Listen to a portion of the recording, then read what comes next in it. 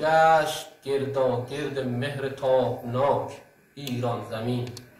روز نو آمد و شد شادی برون ز اندر کمین.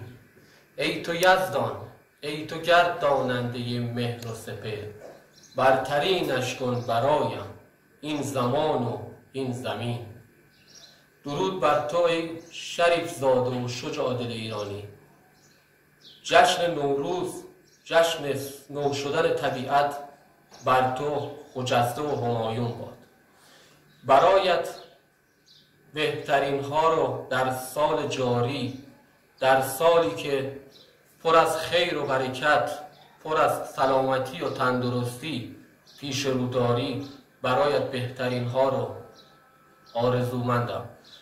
امیدوارم که در آغوش یزدان پاک سالی سرشار از شادی رو سپری کنی.